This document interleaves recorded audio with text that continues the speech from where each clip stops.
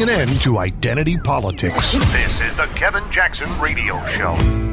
Welcome back, everybody. Kevin Jackson here. KJRadio.com, 24/7 on demand. Whenever you want this show, you want to listen live, go to KJRadio.com, click the button, and you got us whenever we're on at that time. Hopefully you will, and hopefully you'll share with whatever you learn. If you learn something, share it with others. I tell people we try to make this a humor-based show, but with the idea that underlying the humor is the serious nature of what we're dealing with. So hopefully you get that. And to be honest with you, I just can't take politics that seriously, because if you do, it'll drive you crazy. It will genuinely drive you crazy. Before we get back to talking about what the Democrats are doing, I want to bring up Maxine Waters' veiled threat against the president. And I want to ask yourself how things would be if the Obama were getting the level of threats by, I'm talking politicians saying things like, well, I ought to go there and do him in. And they say it just so lackadaisically. What would the media reaction be if people were threatening in different forms, like talking at a college or university about doing the president in? Now, look, we've seen the fallout of this with the Kathy Griffins and George Lopez, all these D-listers that are on their way out.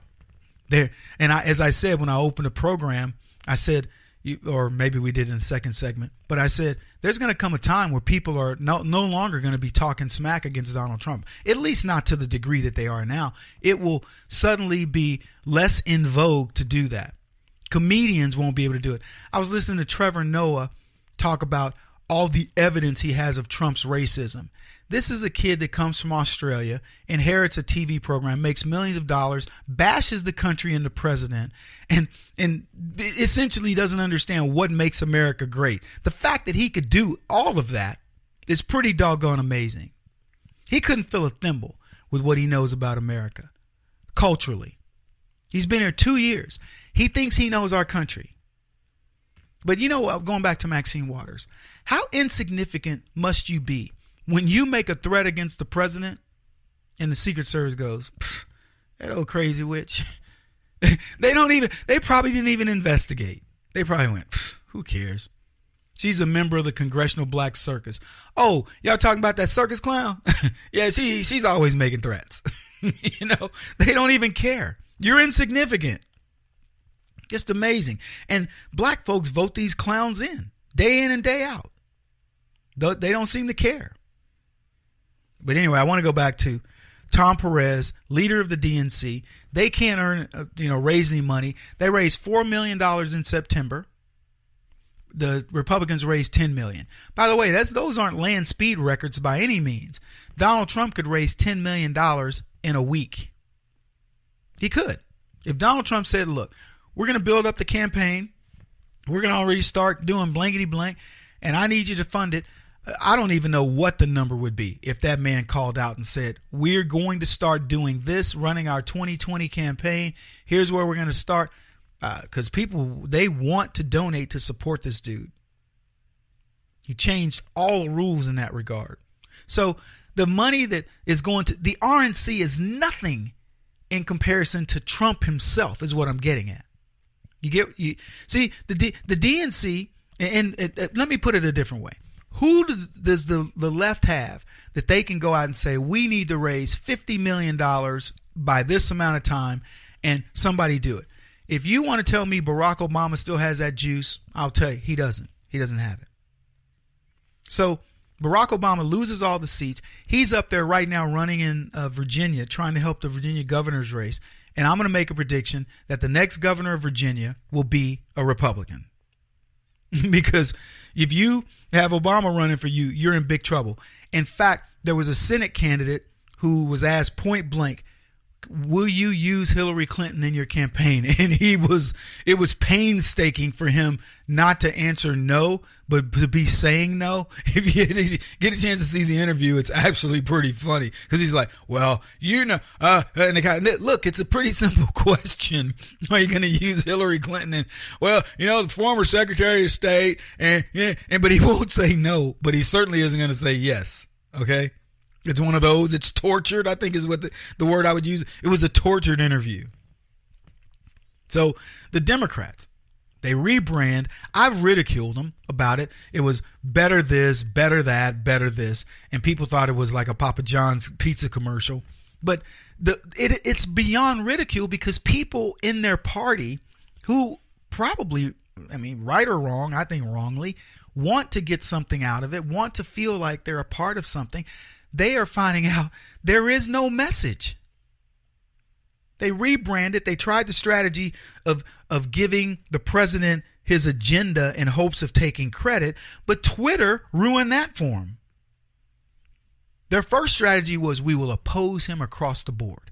We're just going to oppose the president. That'll do it. Then Pelosi and Schumer went, you know what? That's not working. He's too good. He's just too good. So they had to change and said, let's agree with them on a few things and then we'll co-opt them. And then Trump's tweeting, yeah, they think they're going to co-opt me, but it's my deal. It's not theirs. I'm good. It's huge. I'm going to make it better. And they're going, what do we do to this guy? So in a move that shows that Democrats aren't complete morons, donors, top Democrats say, we've got a lack of confidence in Perez and deputy DNC chair. That's what Keith Ellison's role is. And two radicals. You couldn't pick two worse candidates. I swear, if I were trying to ruin the Democrat Party, I'd say, let's see, let's make Tom Perez the chair and Keith Ellison his deputy. I mean, and the Democrats, you know what they're mad? They're saying these two can't motivate the party or the masses to come over. How are you going to get an ethnocentric racist Hispanic and an ethnocentric racist black to motivate the party? First of all, they don't even like each other. Okay? Then you go out and you say, hey, middle America white guys, we want you back, said the two ethnocentric racist non-whites. Hey, white guys, we know you abandoned us during the 2016 elections, but we could sure use your help. And wonder why they aren't going to give it to you? They said this is what Tina Podlowski, who's the Washington State chairwoman. I mean, you don't get much more left than the Washington State chairwoman, but she says, if you look at what Tom is trying to do and Keith, it really is a turnaround of the whole organization. See, the Democrats believe that they've been this Big Ten organization, and they're saying these guys can't attract anybody because they're so pointed at their thing. Keith Ellison, I'm not kidding you. If you listen to this guy talk, he hates the Jews. He hates white people. He hates conservatives. He hates Christians. Okay, so what does that leave you to go after? Guatemalan midgets is all I can think of. So the Democrats have no message. And it's so difficult to be anti-Trump on everything when, in fact, what the man does makes sense. And see the difference, and this is why I talk about the leadership difference, the void we've had with Obama. Trump says we're going to build a wall. People get mad. Why build a wall? That's terrible. It's, xenophobic, and you don't want Mexicans. He hates Mexicans and all. And Trump goes, no. No, it has to do with the economy.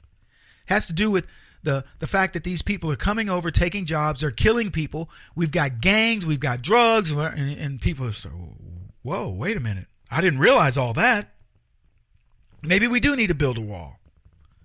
So I will get to his wall later in the broadcast, but he's got the wall going up, and these people don't know what to do because everything Trump does, eventually it sort of leaches into the body politic, and people start going, yeah, trade. We do need to look at trade. We do need to look at these Muslims coming in and killing people.